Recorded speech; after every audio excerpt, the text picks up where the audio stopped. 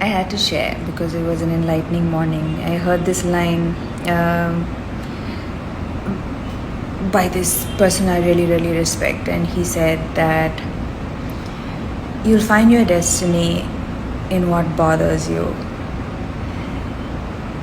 And that made so much sense.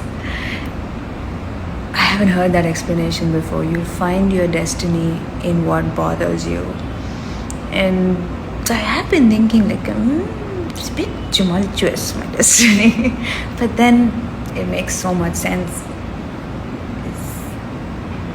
Unless it bothers you, you don't do much about it. Only something that really bothers you can change your life and give you direction. సమంతకు సంబంధించిన ఈ video ఇప్పుడు నెట్టింట్లో viral అవటమే కాకుండా అందరినీ ఆకట్టుకుంటున్నారు. చాలా